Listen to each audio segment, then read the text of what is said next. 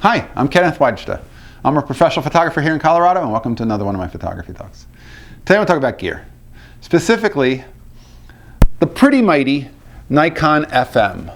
Now this is not the FM2, which they came out with higher shutter speeds, and I've talked about previously. This one only has a top shutter speed of 1,000. And I found this at a thrift store for $20 or $10. It was really cheap, as I remember. And it's all beat up.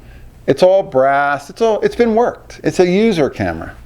But what a great user camera. This camera, I started at the newspaper shooting with Nikons, and the FM was the camera that I used. And then I upgraded to the FM2 and the F3. But certainly, this is such a capable camera. This, I would say, is a little bit of a better shooting experience than a K1000 because it has little red LED lights that light up for the meter instead of a match needle.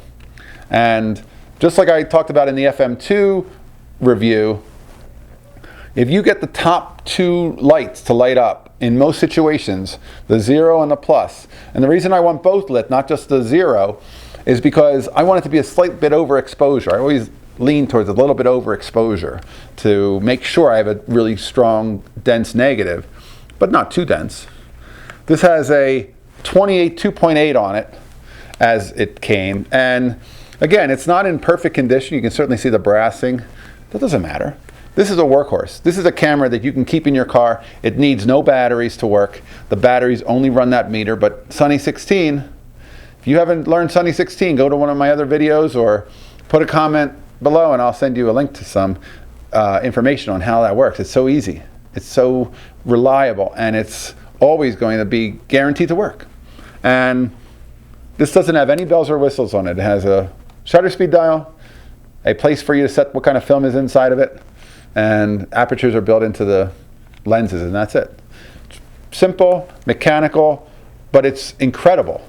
And like I said, compared to an FM2, except for a few slower shutter speeds, it doesn't go above 1,000, you can get these. And if you're looking for one good mechanical camera, maybe you have an automatic camera like an F3 or a Canon T90 or some of the more electronic cameras, and you'd like to have one camera for just days when you're going to be out in the cold, you're going to go hiking in the cold, or you're going to maybe go on a trip of a lifetime and you don't want to be losing photos because a battery dies. This one doesn't depend on batteries at all.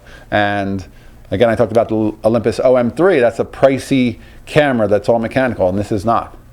And you can find these, and they're not necessarily, high-end desirable, but they're completely workable and usable. And the lenses, the Nikon lenses, are readily available, and you can get great deals on these, and you can outfit it with a couple of lenses, a couple of good primes, and you really have a great setup. All right, that's today's photography talk. If you're enjoying these, have you used an FM? I would love to hear what you think of it, how you use it, what you use it for. If you're enjoying these, hit the subscribe button, and we'll talk photography again tomorrow too. Thanks so much for watching.